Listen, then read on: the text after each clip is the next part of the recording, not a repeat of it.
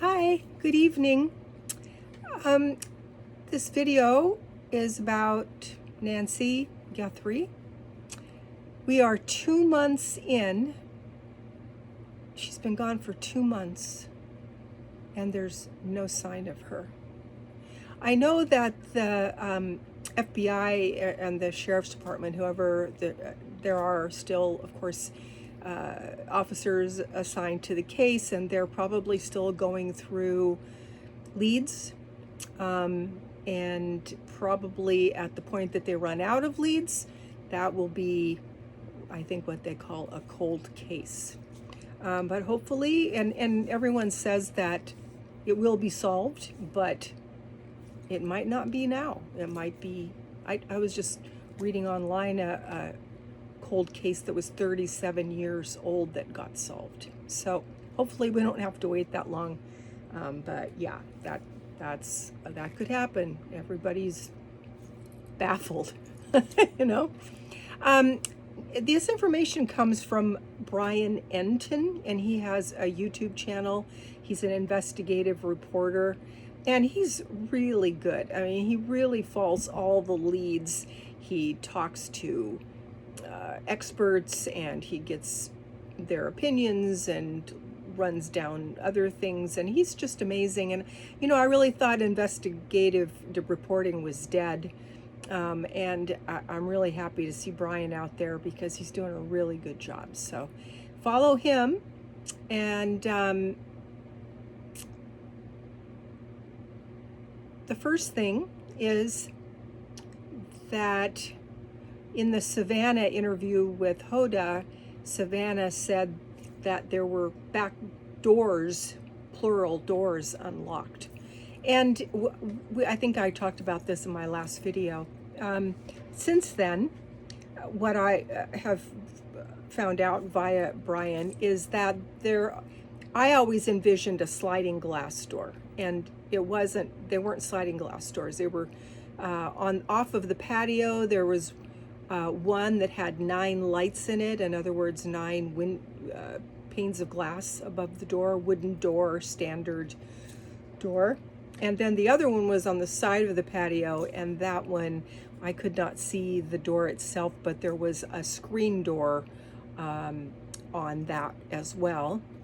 And there's information coming out that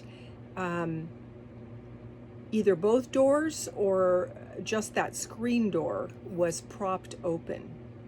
So Savannah said that her mother didn't lock those doors. Savannah's mother's yard was enclosed. There was a gate on the side, and there's a brick fence all the way around it. So she probably felt pretty safe, but probably the gate lock the gate wasn't locked either. So, and it was typically a very quiet neighborhood, but unfortunately that can go wrong in just an instant. Also new information, Nancy's purse, her keys, her phone, her slippers were left behind. She was in her pajamas. They didn't even bother to take her slippers. So that rules out a burglary. We still don't know the motive for why they took her. It might be that they just wanted to torture Savannah, or it might be that they intended to ask for a ransom, but then Nancy died.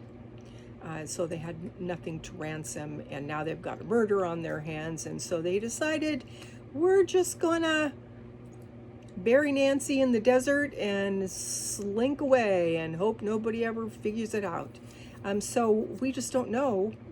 There's plenty that the police still have, I'm sure, that they're not saying. So for reasons of only the killers would know these things, and they are holding that back until they can verify that through some arrests.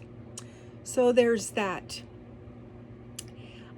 We know now it's looking like they came out the front door, and perhaps Nancy put up a struggle at the door, and she was standing in the doorway, and she got punched in the face or something, like in the nose bleeds easily.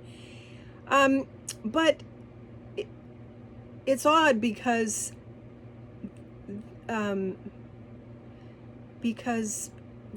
there's no footprints in the blood. It's like maybe they punched her and to stun her, and then the guy was outside and put her on his shoulder, and she was leaned forward and drops of blood started to fall.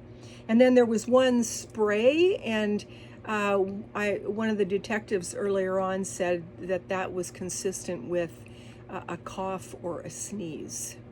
So the picture is becoming a little clearer, but we still don't have all the things that we would like to have. We would like to have Nancy back. That's what we would like.